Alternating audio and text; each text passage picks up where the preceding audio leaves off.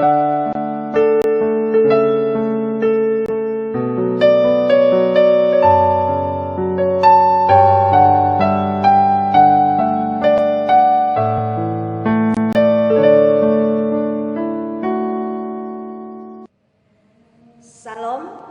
selamat pagi dan bertemu kembali dengan saya Pendeta Indriana dalam acara Ragi Renungan Pagi di Jemaat GKE Banjarbaru, Jumat tanggal 3 Juli 2020.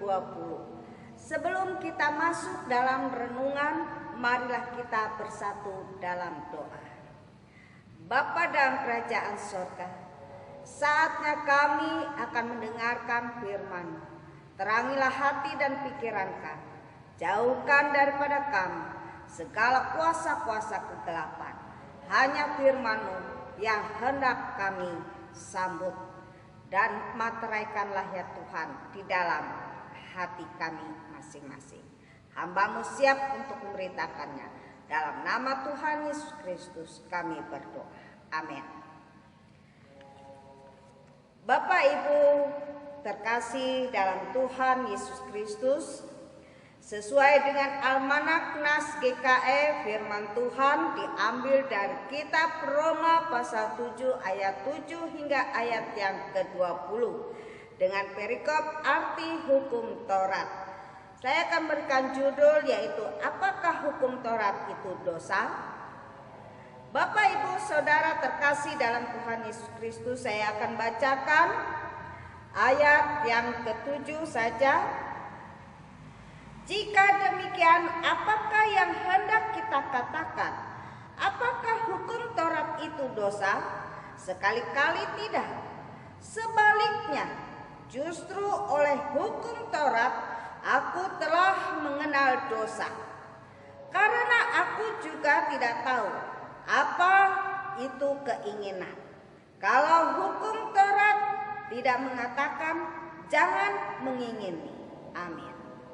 Yang berbahagia ialah mereka yang mendengarkan firman Tuhan serta memeliharanya. Amin. Ibu bapak terkasih dalam Tuhan Yesus Kristus, Rasul Paulus mengatakan bahwa hukum Taurat sesungguhnya benar, baik, dan juga kudus. Arti akar dari kata hagios. Hukum Taurat itu adalah suara Allah yang bersifat ilahi. Hukum Taurat sebenarnya mengatur segala hubungan yang baik antara manusia dengan manusia, manusia dengan Allah. Apabila manusia memelihara hukum Taurat dengan sempurna dalam hatinya serta melakukannya dengan sempurna dengan baik, maka ia akan mempunyai hubungan yang sempurna pula dengan Allah maupun dengan sesama manusia. Saya akan berikan sebuah contoh. Adam dan Hawa. Adam dan Hawa mula-mula hidup dalam keadaan tidak berdosa, dipenuhi dengan kemuliaan Allah. Artinya hubungan antara Adam dan Hawa baik Adam. Begitu juga hubungan Adam Hawa dengan Allah juga baik. Kemudian perintah diberikan kepada mereka untuk tidak menyentuh buah dari pohon terlarang itu. Diberikan oleh Allah hanya untuk kebaikan mereka, bukan untuk mereka jatuh dalam dosa. Tetapi ular itu datang dan dengan cerdiknya merubah larangan itu menjadi suatu pencobaan. Larangan itu justru menyebabkan buah dari pohon itu sangat diingini oleh Adam dan Hawa. Oleh karena itu Adam dan Hawa terbujuk dan kemudian mereka jatuh dalam dosa. Akibat daripada dosa adalah kematian. Roma pasal 6 ayat 23 mengatakan upah dosa adalah maut. Bapak, Ibu, Saudara terkasih, manusia tidak sempurna. Manusia telah kehilangan kemuliaan Allah ketika mereka melakukan dan tidak taat kepada perintah Allah, kepada hukum Allah, sehingga mereka kehilangan kemuliaan Allah. Manusia tidak mampu untuk menebus dosanya, untuk menghapus segala pelanggarannya. Manusia tidak mampu untuk menyelamatkan dirinya sendiri. Karena perintah itu manusia telah jatuh dalam dosa. Maka Allah yang memberikan perintah itu, Dia bertanggung jawab atas apa yang telah Ia lakukan. Allah membuktikannya dengan mengaruniakan Yesus Kristus. Yesus Kristus datang dalam tubuh daging. Yesus Kristus adalah satu-satunya manusia yang tidak hanya mengetahui apa yang salah, tetapi Dia juga mampu untuk memperbaiki kesalahan yang dilakukan oleh manusia.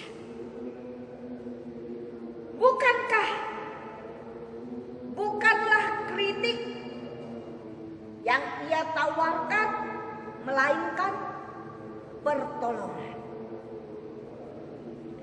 Pertolongan Tuhan Yesus Kristus merupakan karya penyelamatan Allah, dan dalam memenuhi kasih-Nya, janji-Nya untuk menebus dan menyelamatkan manusia dari dosa. Dia yang tidak mengenal dosa dijadikan berdosa karena dosa kita. Dia menumpahkan darah-Nya dalam rangka pengampunan dosa bagi kita manusia. Dia mati dan disalibkan tanpa pencurahan darah, penumpahan darah. Maka sia-sialah karya penyelamatan Allah dalam kehidupan kita manusia. Yang terjadi ialah kita akan menerima akibat daripada dosa itu, yaitu kita menerima hukuman yang kekal, yaitu maut. Kita akan dibuang ke neraka. Neraka sesuatu yang sangat mengerikan, hukuman yang sangat mengerikan bagi kehidupan kita manusia. Karena itu kita bersyukur kepada Allah yang telah mengasihi kita melalui putranya Yesus Kristus,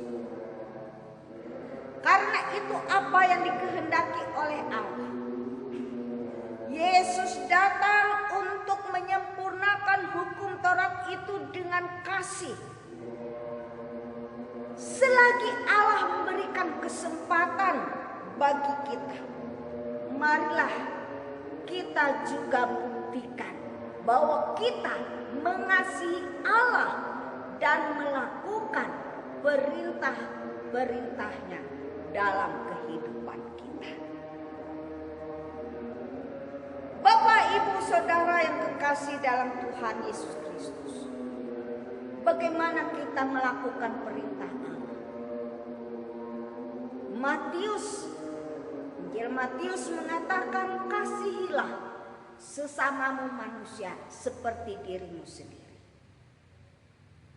Hukum yang pertama dan yang terutama adalah kasihilah Tuhan Allahmu dengan segenap jiwamu, dengan segenap akal budimu, dengan segenap kekuatan. Ibu, bapak, saudara terkasih dalam Tuhan Yesus Kristus, kasih Allah dapat kita wujudkan pula melalui pelayanan kita. Pelayanan yang kita lakukan dengan ketulusan hati dan dengan motivasi yang murni. Artinya kita melakukannya dengan kekudusan dan kebenaran, bukan dengan hitung dagang. Kita mencari keuntungan pribadi kita sendiri, tetapi marilah kita layani Tuhan dengan segenap hati kita. Kita tunjukkan bahwa kita juga mengasihi Allah. Maka buah dari pelayanan itu akan terbukti di dalam kehidupan kita berjemaat. Tuhan Yesus memberkati kita melalui firman-Nya. Amin. Mari kita bersatu dalam doa. Bapa dalam kerajaan surga, terima kasih buat firman-Mu yang telah diperdengarkan kepada kami sekalian ya Tuhan. Biarlah melalui firman-Mu ini, kami semuanya ya Tuhan boleh bersaksi bagaimana Allah mengasihi kami dengan menghapus dosa kami. Bagaimana karya penyelamatan, keselamatan yang Tuhan tunjukkan kepada kami melalui Putra-Mu Yesus Kristus yang sudah sengsara mati di kayu salib untuk menebus dosa kami, untuk mengampuni kami, untuk menyelamatkan kehidupan kami dan memberi hidup yang kekal bagi kami untuk selama-lamanya. Terima kasih Bapa di sorga, biarlah setiap kami yang mendengarnya ya Tuhan, kami dikuatkan oleh firman. Terima kasih Bapa di sorga, kami serahkan seluruh kehidupan kami ke dalam tangan kuat kuasa dari Roh Kudus. Dalam nama Tuhan Yesus Kristus kami berdoa dan bersyukur. Amin. Bapak, Ibu, Saudara terkasih dalam Tuhan Yesus Kristus, sampai di sini dulu firman Tuhan yang telah saya beritakan pada pagi hari ini kepada kita sekalian. Kita yakin dan percaya apabila kita menuruti dan mentaati akan firman Tuhan, kita semua akan bertumbuh dan berbuah di dalam Tuhan. Tuhan Yesus memberkati kita semua melalui firman. Salam.